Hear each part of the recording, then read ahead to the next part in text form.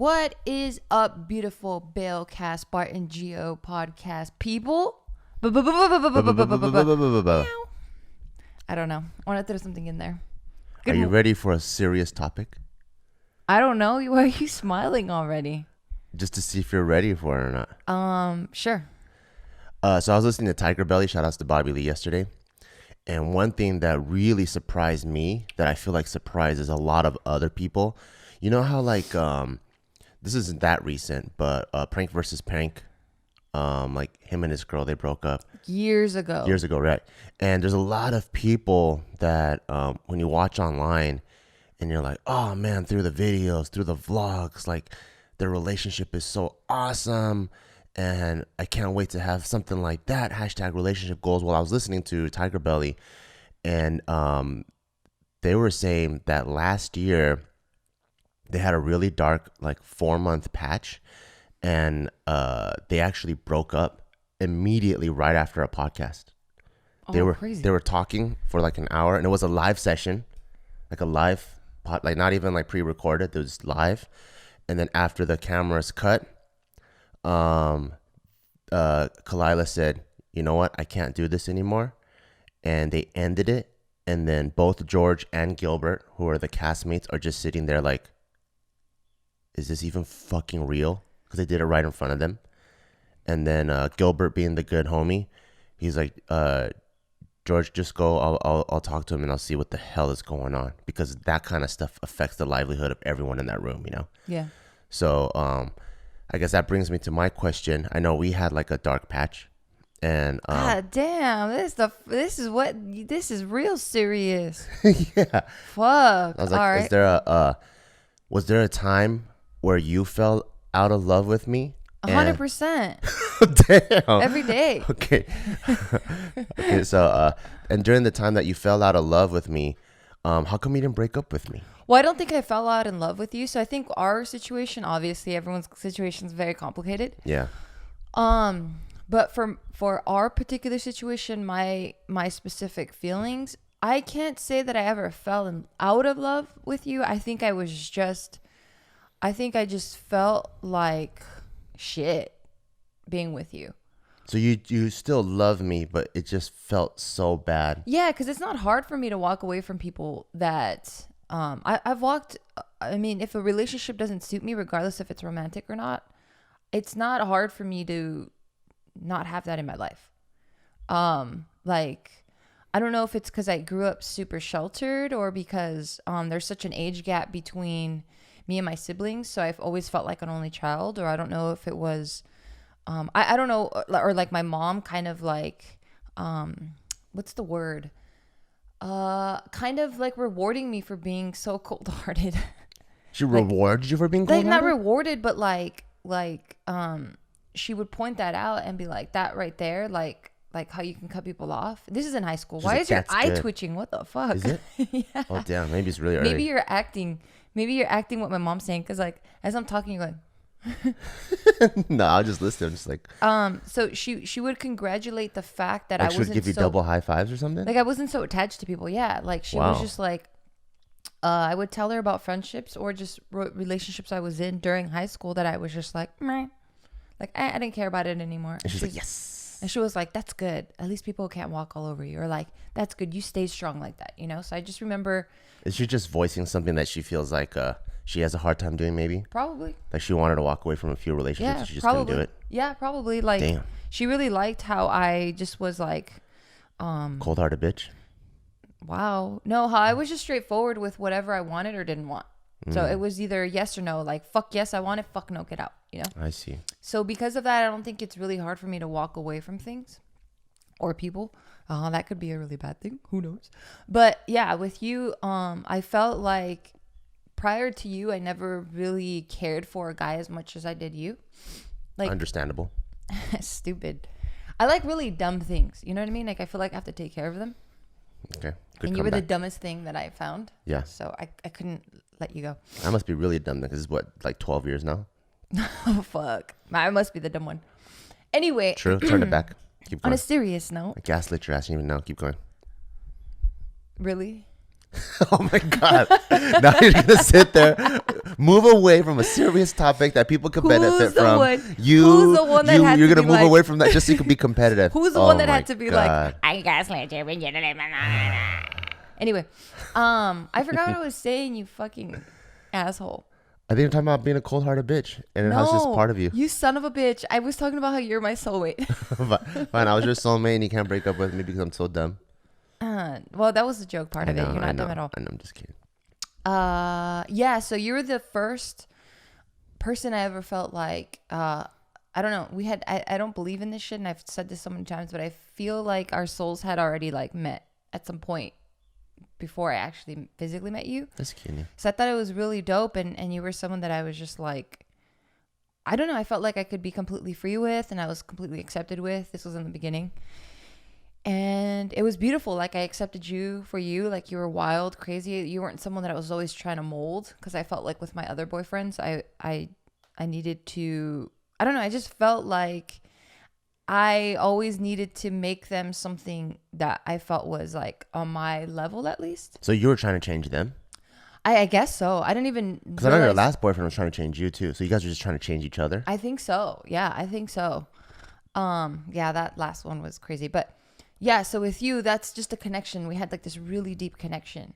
And so I'm like, holy shit. Like, I felt like I was already married to you, you know? Like, I already had my life already set out. Even though, like, I was the person that was like, I don't even want to marry. I don't want kids. I don't want to marry. Like, I want to focus on career. That was me prior to you. So then, like, the first year was pretty cool. Like, we were building, I was working with you with JK, and we were living together, and we moved in like within the first month. Yeah, we moved in. Well, this was us also knowing each other, or knowing of each other, and being in close proxemics for like 3 years. But during that time, I did think, I was like, damn, we're moving pretty fast, but I like it. I wasn't thinking that either. I was just like, holy shit, this is not fast enough. Oh, really? We were so connected. You wanted to get married like right then and there? No, I wasn't thinking about marriage at all. Then how fast do you want to move? Well, already living together is fucking fast. But you wanted to be even faster than that? No, I'm just saying, like, I wasn't worried about the speed. I was just like, damn, this is tight. Like, it's just, this is what I want. I see. Yeah. So then, like, the first year was pretty dope. And then the second year, we got really, really busy with JK. And then the third, fourth year, we kind of stayed just, like, really busy. And then you're the type of person, so again, because I'm super introverted, I can just be with you and only you, and I'm very content. I can't be around a lot of people. I'm different now, but at least at that time, I can't be around a lot of people for too long because I just get tired. Yeah. I get really exhausted. I just feel like I just need my space from people, or I have my limit, like my time limit with each person that I spend. You still feel that now? I don't know. It's been so long since I've hung out with people. Damn. To anybody out there? Yeah. Hello. I don't think so. I don't think it's as extreme as it once was. Yeah. But it was pretty bad back then. I mean, do you miss anybody? Like, let's say quarantine was over tomorrow. Do you have like? I miss everyone. Do you have like? Okay, I would hang out with this person immediately. Everyone. The day after. Everyone. Like, I miss everyone from Barbell. I miss everyone from JK. Like, I miss, my June B people. Like, I miss everyone. Like, I miss my family. I miss my mom. I miss my mom's dogs. I miss their cat. Like, I miss literally everyone. You think back in the day you would have been like that, or back in the day you were so introverted? You're like, thank God for quarantine, keep people away from me. Yeah. Oh wow. Yeah, back in the day, because I was just so smothered by my family. I see. And they didn't smother me. It was just I was forced to be in that house for so long without being able to hang out with other people. So yeah, the first 3 years they were okay. So the first year I say was the best that I ever experienced with you. And then come year 2, 3, 4, that really changed, because you went from someone that was like really open and allowed me to be myself and free. And like, I shaved my head being with you, you know what I mean? Where I felt like, at least I was just raised in an environment, not necessarily my family telling me this, but in an environment where like, a guy should be like, hey, are you going to wear that? You know, like, you can't wear that. Like, a lot of insecurities. You know what I mean? And then I also grew up in an environment where it's a lot of machismo. And like, I just didn't like that environment. But I did grow up in that. So just the fact that you were letting me feel like an equal to you, I was just like, wow, this is tight, you know? And that was the first year. And then like this year 2, 3, and 4, you kind of just became like my boss because you were my boss for JK.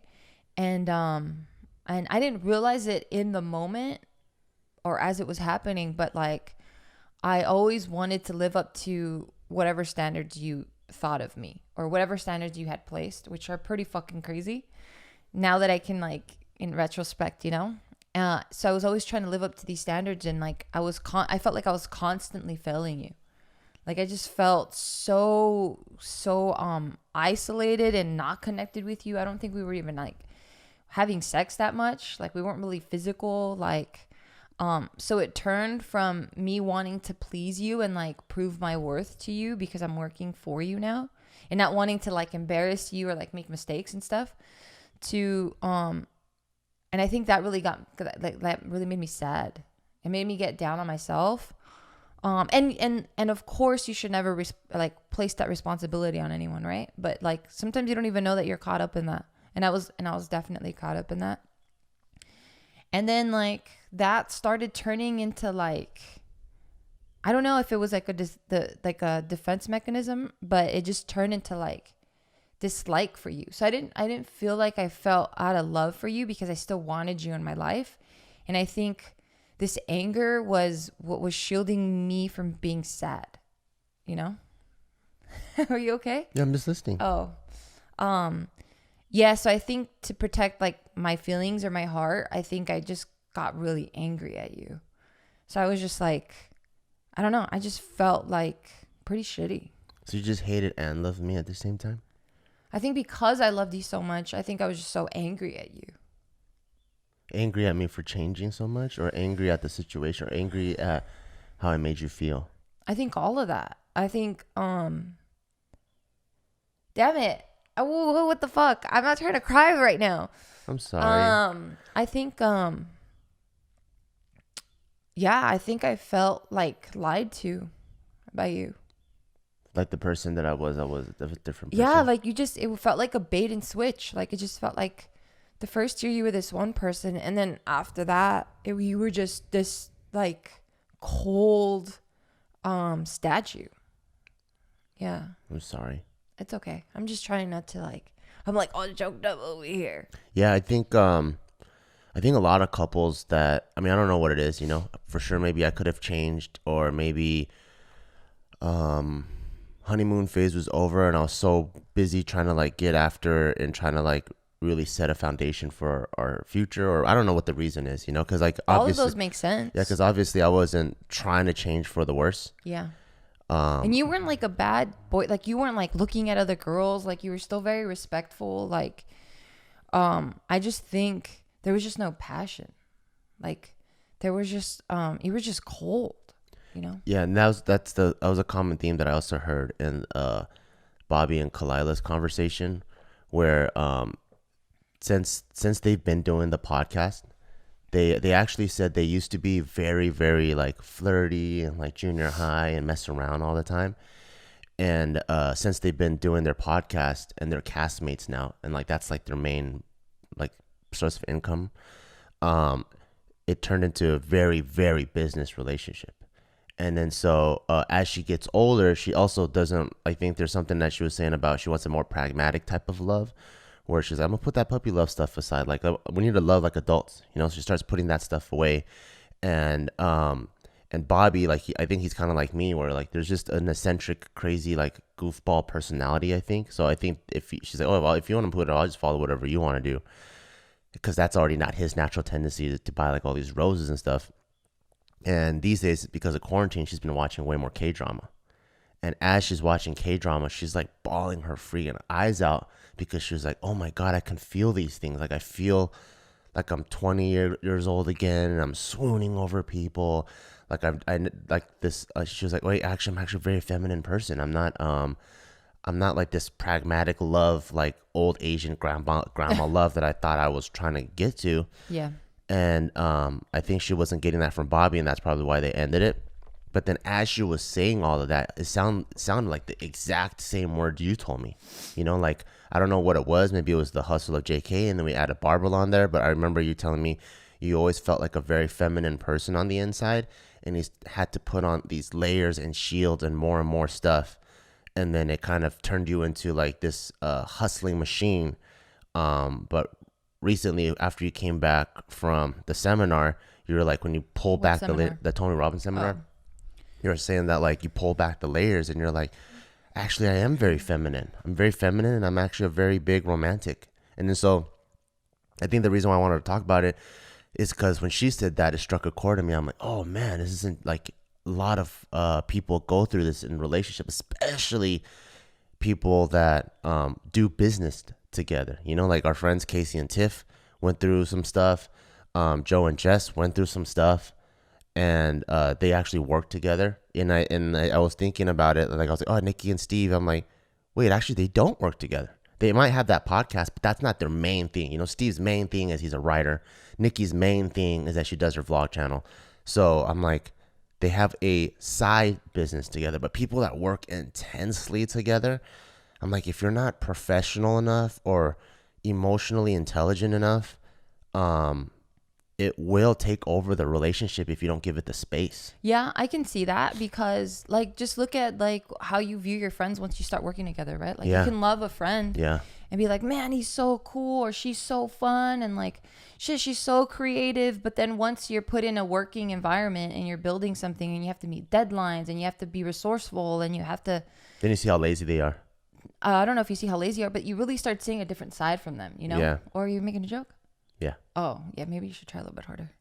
Damn. Hey, I'm getting you back for the fucking gaslighting Oh, and for trying to make me cry. I wasn't trying to make I know you you weren't trying to, cry. but this is a fucking heavy ass topic, man. Let me warm up. Okay. Are you warm? I mean, shit, now I am. Yeah, so you get to see a different side of people. And I think that's why that saying goes like, don't do business with friends, you know, because Yeah. you're going to see them. And I think back in the day, I took it as like, you know, like money changes people. So you don't want to like work with them because it gets, but I think what people really meant was like, you might not see them as your friend anymore. Like you might see a side from them that you just didn't want to have to see, you know? And same thing kind of happens when like two friends become lovers and then you see a different side and you're like, fuck, I can't go back to the friendship anymore. Like I can't be a friend anymore. It takes like a super emotionally mature two people to like be able to pull back and not be romantic anymore. Yeah. But I think it really changes the dynamic. And yeah, definitely. I feel like Kalila, I didn't hear the podcast, but from what you're saying, yeah, same thing. Like I just felt like I needed to be. So one, I was going into your business. You know what I mean? Like if it was something that we build from scratch, I think it would be a different dynamic because now I would feel as much of an equal to you. But since it was your business, I had the respect of like, well, this isn't the shit that I built. Like who am I to come in and start demanding things or changing things, you know? But I don't feel like, so we built Barbell together. I don't think that was any different. Well, it is different because when we were building it at that point, I was already so down on myself that I felt like I was supporting you do one of your dreams. Oh. Yeah, because like I love Barbell and I consider it my baby just as much. But I think the way I'm approaching it these days in 2020 or 2019 is completely different than when I approached it back in 2013. In 2013, I just felt like tight. Like this is something I always wanted to do. I always wanted my own business. I did fantasize about having a clothing line at some point. I do enjoy fitness. I love you so much. And like, I want to support whatever it is that you want to do. And I'm sure because I just knew that like you were so down for me, you know what I mean? And your loyalty was so strong for me. And, you love me so much that I knew that once I had whatever passion I wanted to pursue or whatever business idea I wanted to pursue, I felt like you would support me 100%, regardless if it came from your mind or not, you know? So I felt like, okay, cool. This is Bart's turn. And I'll support that. And this is something that I love and I love you. And how cool would it be to be like a couple that built something together, you know? So that was the thought process behind it. But, when we were building that, like I again, because I was so sad in our relationship, I fucking hated you. Yeah. You just hated me? I think I just hated the relationship. I just hated what it turned into because I'm like, how did something so free and so happy get to be so cold? But I didn't even realize that that's what it was. What did it feel like at the time? Because obviously, if you knew how it felt, you could have put it in words and talked to me about it. Yeah. But I felt like I was also in the dark because I would just never talk to about it. Yeah, and I'm the type of person that I don't I actually like this about myself, that I don't point fingers at people first. I don't say I'm feeling bad, it's because of their fault, you know? I always go, "Wait a minute. I feel bad. What the fuck did I do wrong?" You know? Or I'm not feeling the way I want to feel. What am I doing wrong? So this whole time I was just feeling like, damn, I really suck as a person. Because I would look at you and I'm like, you're such a righteous person. You're so smart. You're so driven. And I'm like, I really respected all those. I mean, I still respect all those things about you. And I just felt like I wanted to be your equal and your partner. So whenever I would get like negative feedback from you, because I mean, you had to, I guess, because you're my boss for JK, then it would further validate, I guess, my own insecurity of like, damn, I'm not up to par to that, you know? So I never thought there was anything wrong with you. I always thought like, shit, man, like I'm so lucky to be with someone like Bart because I suck. So it was like that. Damn, that sucks. I know. And luckily I was able to see that now, or like, you know, as I got older. But yeah. Do you feel that way now? No, I feel like, goddamn, Bart's so lucky to be with me. Damn, that's awesome. No, I don't feel like that either. I just feel like I'm an equal, you know? Do you feel that you're in a way better place now? Oh, fuck yeah. I feel like I'm in a way better place now. I feel genuinely happy being me. Like, I accept who I am as a person. I accept who you are as a person. Because I think also another thing that I do, and I feel like a lot, I've heard this from a lot of different people, is that we tend to put our partners on this pedestal, which isn't fair to our partner, you know?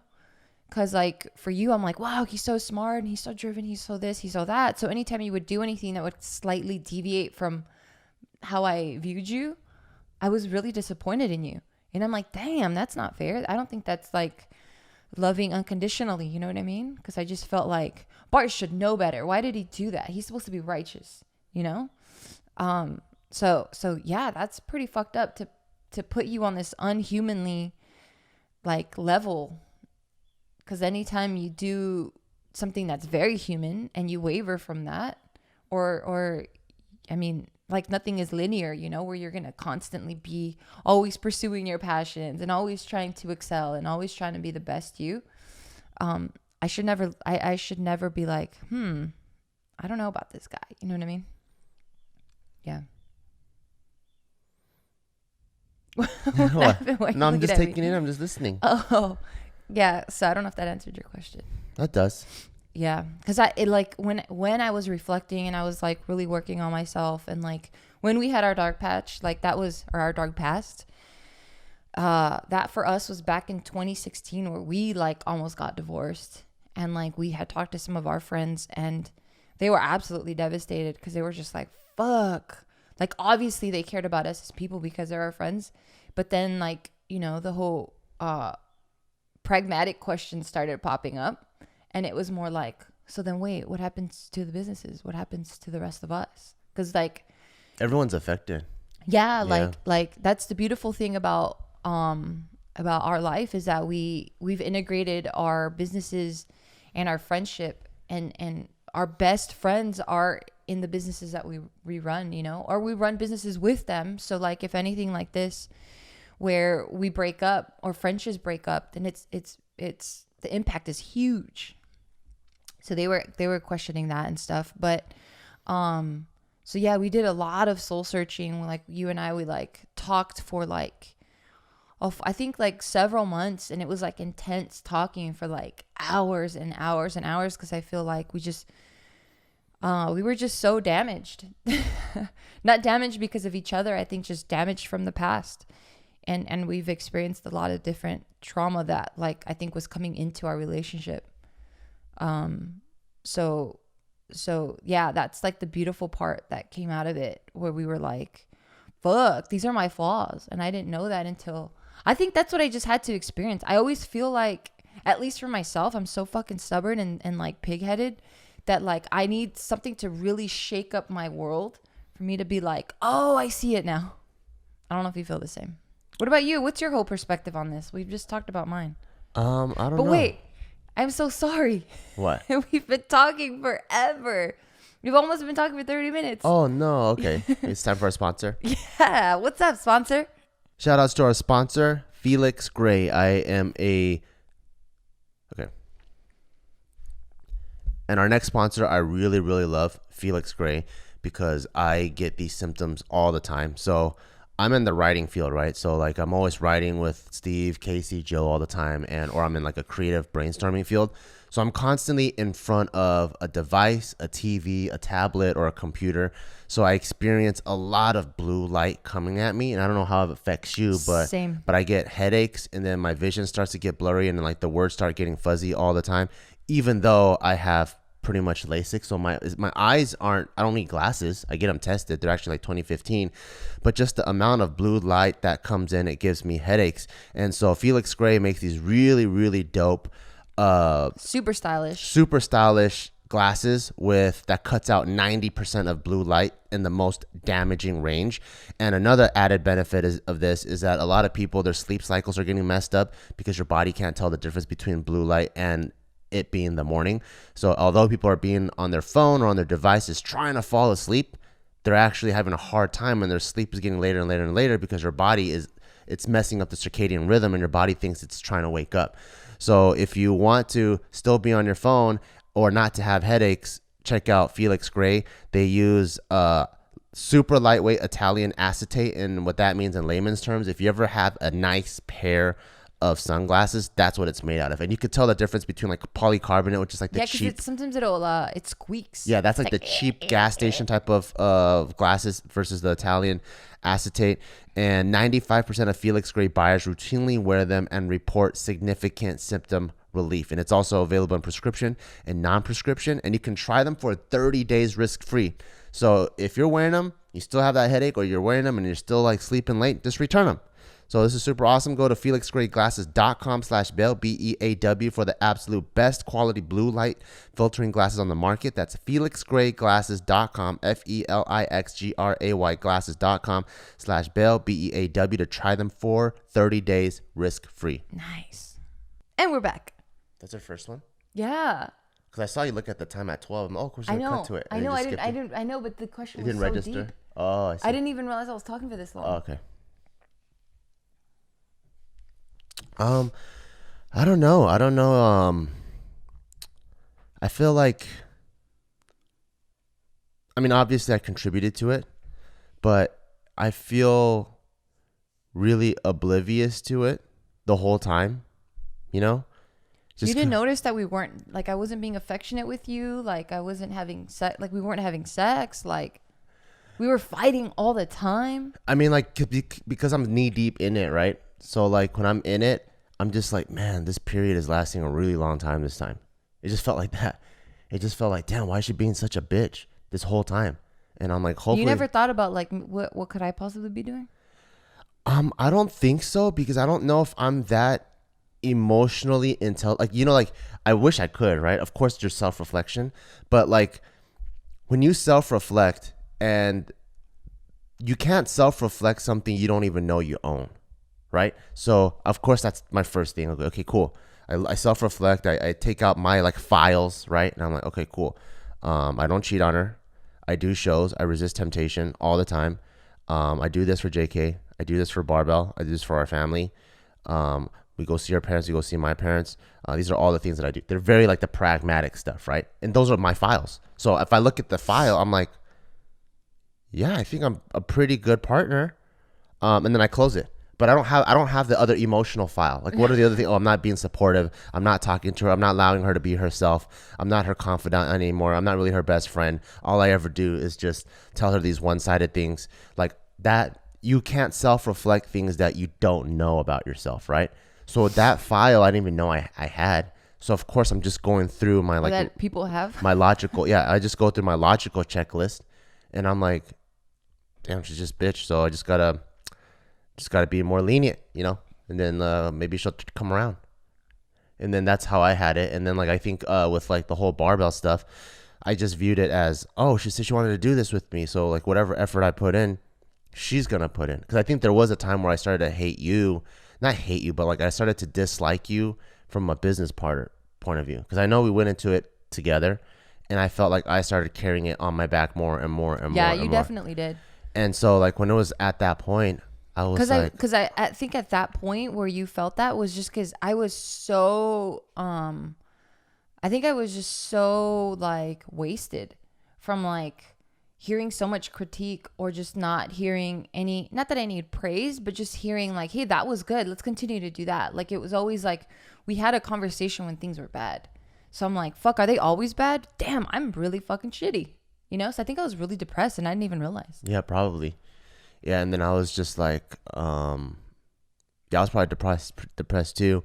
And I was just like, damn, I guess I have to carry this on my I back. have to carry this on my back, and she's such a bitch. But hopefully they'll come around, you know? So I'll just keep going, and then maybe in a year or two, like, she'll wake up and then she'll figure it out. So I just kept pushing forward and more and more and more, and I just kept going with it. Cause like, I think also like just with my upbringing and the way that I view life, like I know emotions are fleeting. So I'm like, I might hate her right now. She might hate me, but I know we're going to end up loving each other. So, like that took like 3, 4, 5 years. Like I said, it's fleeting. Oh, fuck. You know, that's what I'm saying. Like that, I think the reason why a lot of people, like, it's hard for me. It's hard. I think that's the hardest part for me to relate to people, because people are emotional. Right. And then, so I think the whole spectrum is like impulsive, where, oh my God, I gotta fuck her right now.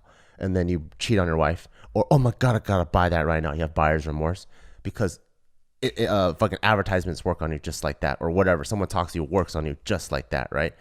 And then, oh, cheesecake, I gotta eat it right now. And you throw away your entire that's like me. But like, so there's impulsive on one. I was like, wow, I feel a little attacked So there. there's impulsive on one end, right? Yeah. And then there's the other end where you're pretty much like a robot. And I know most people are like on that spectrum, emotional. Most people are actually not even in the middle. Most people are impulsive towards emotional. And like, you know, the great like investors of the world, they know things, like Warren Buffett and those guys, they know things come in 10-year cycles.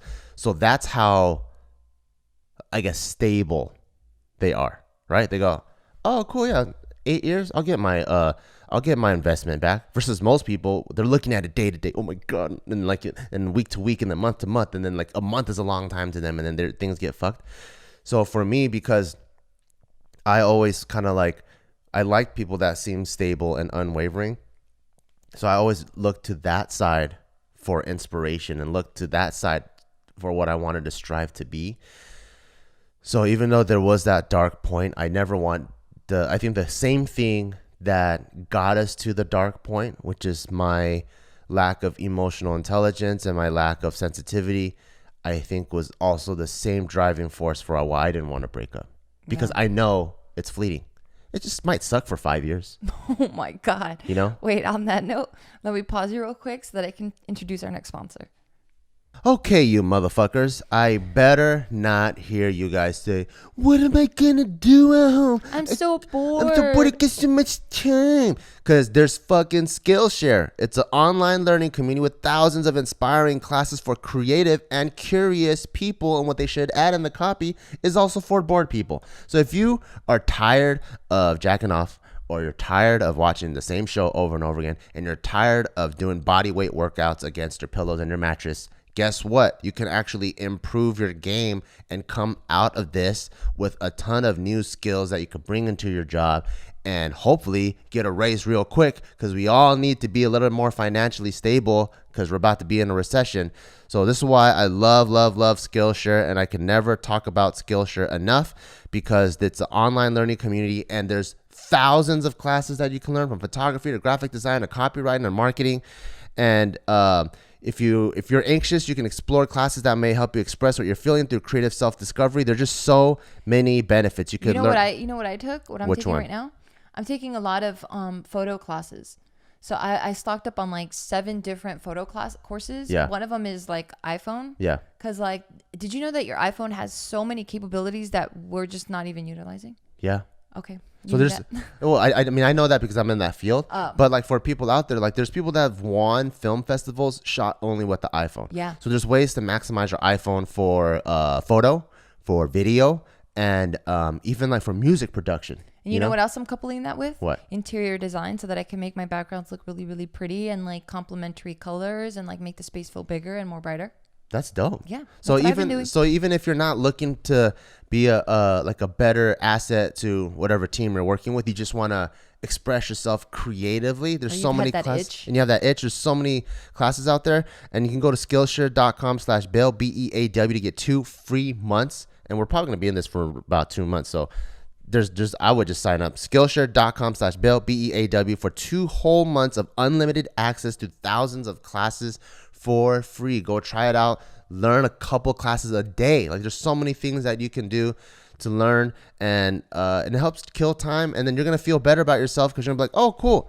I watched that 8 video course, and now I'm this much better at that I've always wanted to do. So go check that out. Yeah. Fuck. Like, yeah. I mean, it makes sense now, you know. But I think back then it was like, yeah, I couldn't see what was really happening. Like I remember talking to a couple friends and just being like, and this is like early on too, and just going like, man, like how do you guys keep the passion alive? Because I didn't know that was like that was a thing that that wasn't normal. I think the thing that we went through is definitely intensified because most people don't have they're not coworkers and then like lovers later. But I do see in a lot of relationships, just life gets to people. You know, when you start having like you guys can be super in love, and when you're super in love, you want to get married. And after you get married, and you guys are in the peak of your career, you're like, cool, let's get a house, have a family, right? And then you put all this new stress on you. Now you got a mortgage. Now you got to pay for you have a kid, and do you need a babysitter? And then now the amount of time you used to spend together, you guys are spending working, and you only spend this much time seeing each other.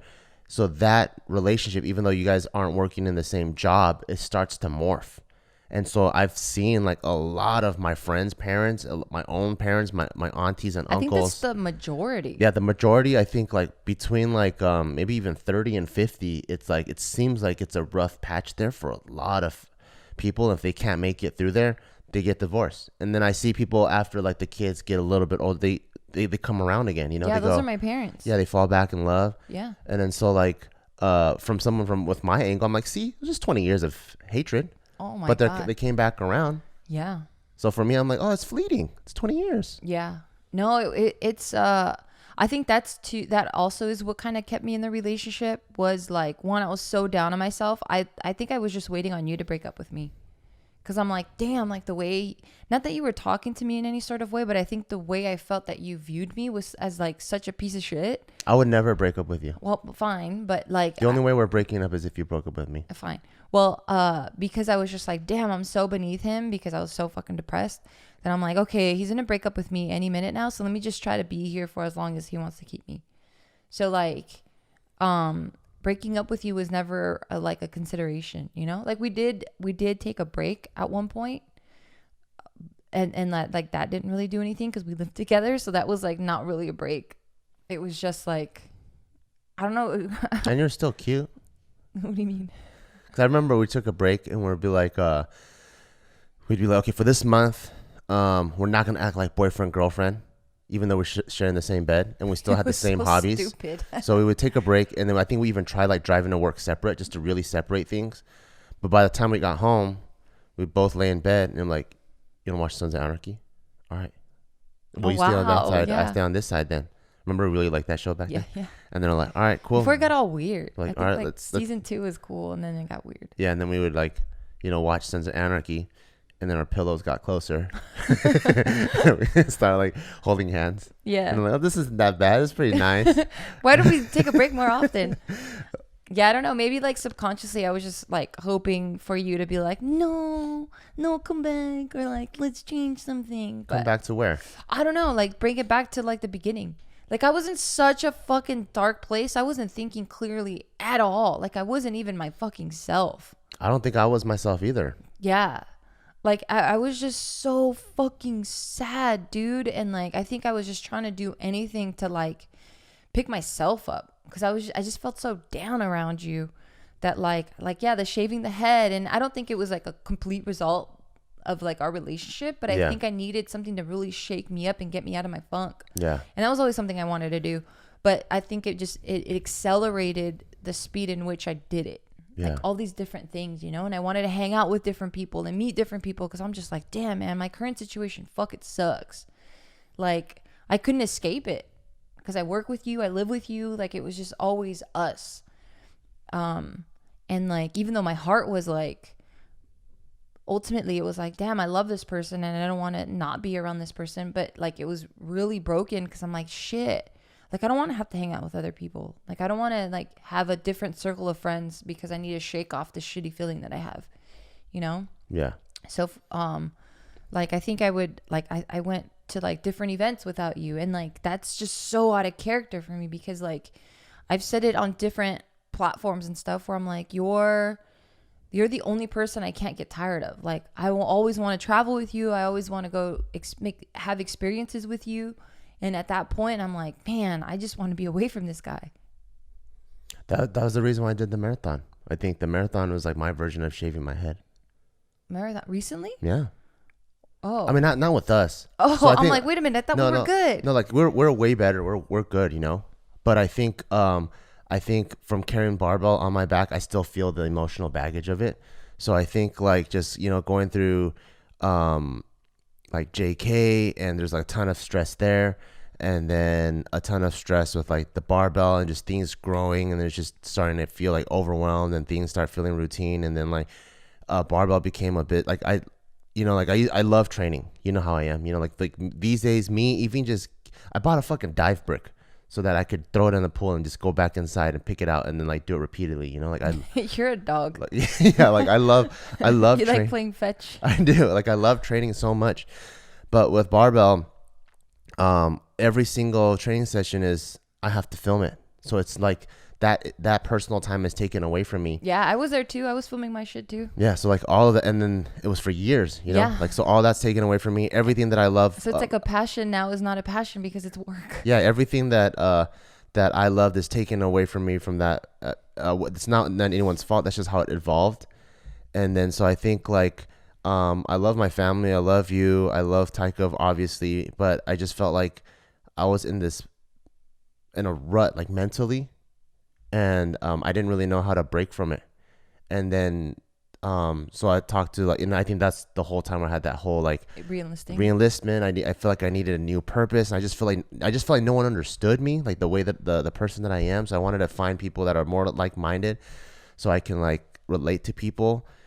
And then so one of my buddies that was former military. You felt like I didn't understand you either? I mean, I think you do, but you're not in every part of my life. So I don't have you know, like sometimes, like, you know, in the office, right? Like Michael Scott says something crazy. Jim and Pam can always look at each other and they got each other's back. I felt like Stanley in some parts of my life because you're not in every, like you're in my Pam, right? So if there's things in certain parts of my life, I could always look at you, cool. She understands me. I feel good. But for the most part, I feel like if the things that you're not in, I'm just Stanley, like I'm just like that, right? All the time. Yeah. And then so I just needed something to kind of like shake it up, give it purpose. And so when I did the marathon, even though it was really tough training, it was some of the happiest moments of my life, like the training part of it. Right. Waking up at 4, running until the sun comes up. When you're in it, it sucks, but it sucks ass. But when even while doing it, it physically sucks ass, but it's very emotionally uplifting. And finally, I'm doing something for myself because I feel like I for both businesses, I'm doing everything for everyone else. And usually it's like you have a passion and you have a dream and it's like a teamwork thing, like we're all gonna win this championship together. But it started to feel like not that way, you know. So I think like I needed to like maybe that's when Michael Jordan went to go play baseball, you know. Not that I'm saying I'm Michael Jordan or anything, but it probably, things can get, even at like the most out from the outside, it looks like the most beautiful thing, and he's like, what the hell, this guy was like killing it on the court, why is he going to baseball all of a sudden? Maybe that's why, you know, he just needed to shake things up. And then like after that revitalized all kinds of stuff. Like I kind of fell out of love with powerlifting too. Yeah, that's why I was doing all these martial arts and I was doing more circuit training, and but I fell back into powerlifting. Yeah, that makes sense. I mean, you just have a longer tolerance than a lot of people, because like for me, I fell out of powerlifting years ago. You know, and for me, once I feel it, and I also think you only got into it because of me too. So I don't even know if you're fully like if you fully loved it. Well, that's another story. Like for me, I do like things, so I did like it, right? Like I told you, I saw that chick and she was super cute, but she was fucking strong, and that's just kind of how I always like living. Like I like being feminine, but then just going fuck you and being a badass. So that like has always been something that I'm really attracted to. So that was really cool. But I think the way you go about coaxing me into doing things is really annoying because you're just so pushy about shit. Am I still that way? I don't know. I don't think you are. I don't think I'll push you to do anything anymore. There's still like little hints of it, but that could be because I'm just so traumatized by it. Yeah. And like back in the day, because I was so depressed and I was so down on myself and I wanted to like make you happy or like at least make you see that I'm like up to your level, which again was that I was saying like, damn, that's fucked up because I was placing you on this pedestal that I shouldn't have because that's not fair to you, right? Like we had that whole conversation. I felt like when you were pushing me to do it, like you saw it as like something very beneficial for me, something that we can do together as a couple, like something that you enjoyed, that you're like, we're the same person, so she should also enjoy and we can do it, like, you know what I mean? But because we were in such a bad place, like ultimately I fucking hated it. Like I started hating it so much because I'm like, damn, do I like it for me or do I like it for you? But now looking back, I'm like, no, I actually really liked it. But I think because I had to film everything, you know, like at one point my channel was a fitness channel too, or like my fitness journey.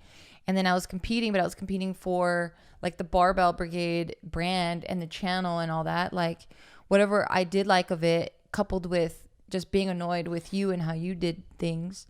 And then also having to make that work now, like that passion like was really quick. Like it died pretty quickly.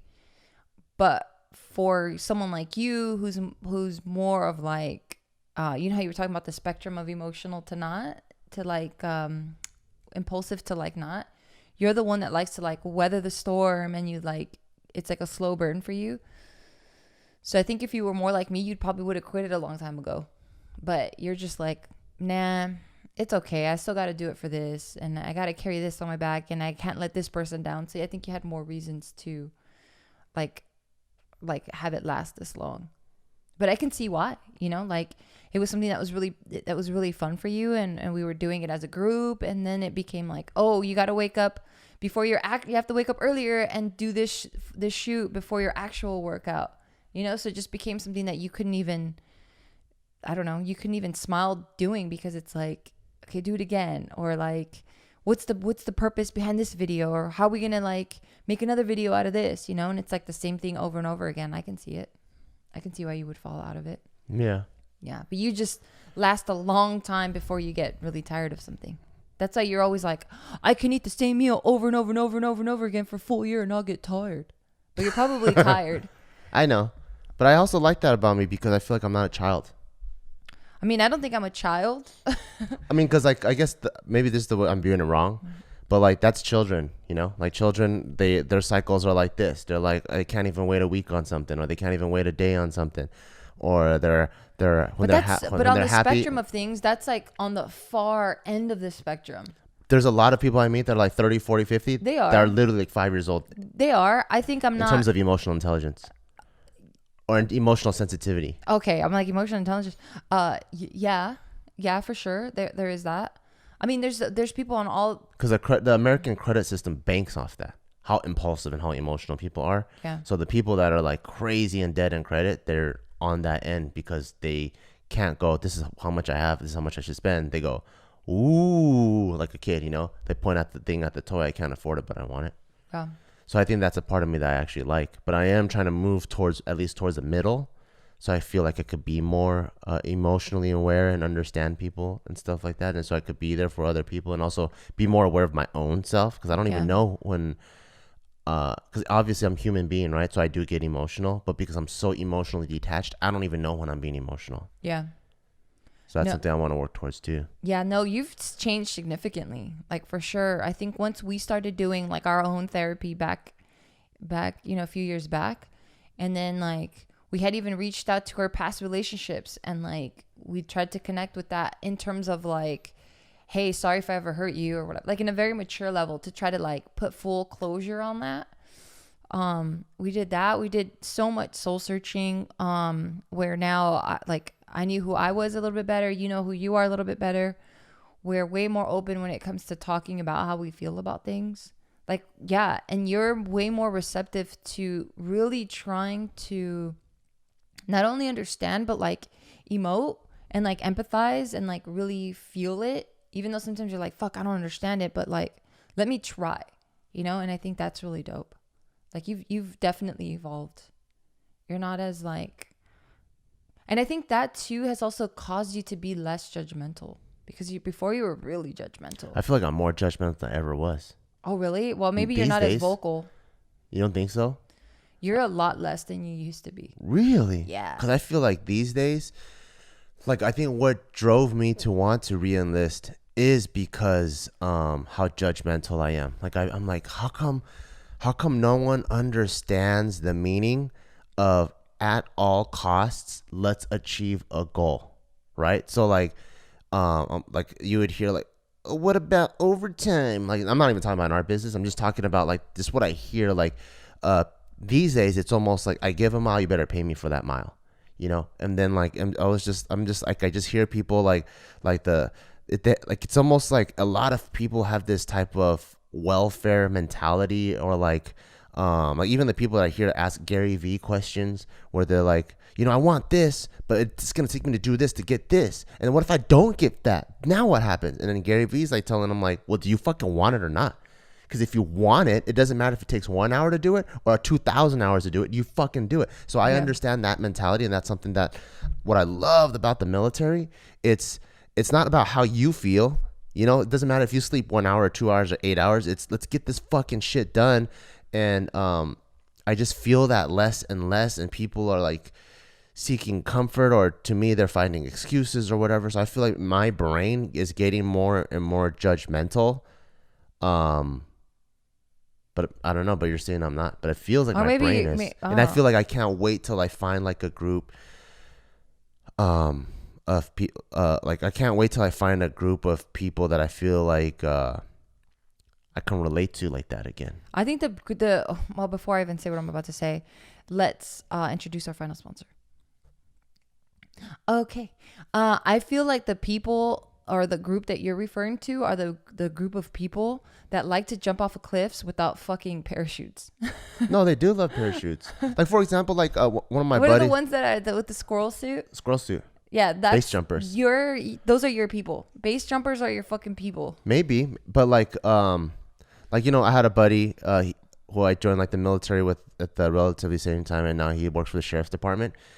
He would show me his Thanksgiving dinner, and it'd be on the back of a police car with like El Pollo Loco, because he's still working like a long shift, right? I'm like, fuck yeah, I fucking love that, because it's like it doesn't fucking matter if it's a holiday. People are fucking still, if there's something that needs to be done, they're fucking doing it.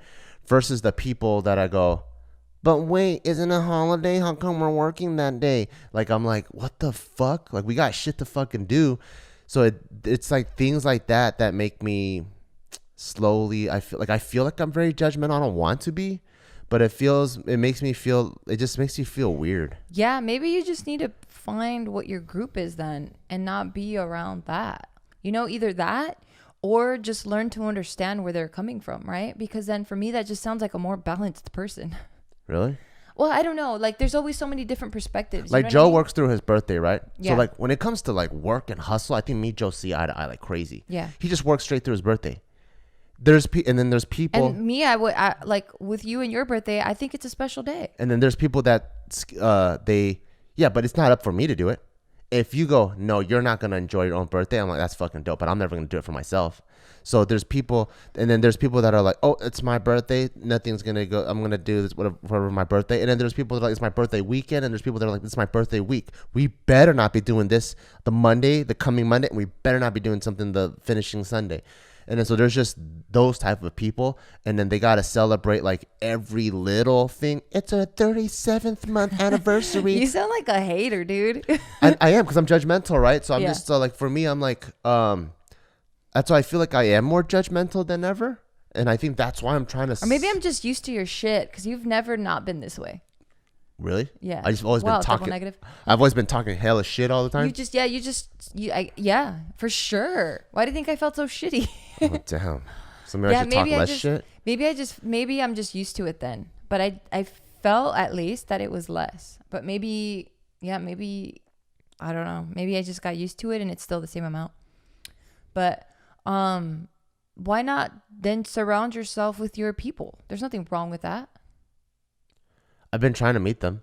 Okay. I mean, recently I met my buddy Don, he's like a former Marine, and it was really cool. And then like we had lunch and we were just talking. And then what's cool that what I really admire about him is he's starting from the scratch. Like his business with the whole like deep end fitness training, he's from the scratch. He's starting with people that have that level of understanding. So if they need to fly in, do a job, fly out, and keep constantly doing that, they can keep up with that, you know. And then no one's going, oh, it's my birthday, or I'm sick, or I have a twisted ankle. Like everyone's just like, whatever it's gonna take to get it done. Yeah. And to me, it's not even about. I think it's like maybe I'm also just not emotionally strong enough to handle complaints. Because like obviously, if someone has a flat tire or something, or a commitment that doesn't allow them to complete the task, like sometimes it's life, you know, like fucking there's a tornado came. I'm not gonna be like, oh, you're gonna complain about a bitch ass tornado? Like a fucking, that's a tornado. But I think it's the complaining and the emotional part of it that I'm like, what the fuck? Yeah, maybe. Because I don't think I have ever complained to anybody around me for any of our business or team things. Like if it doesn't happen, maybe it doesn't happen. Yeah.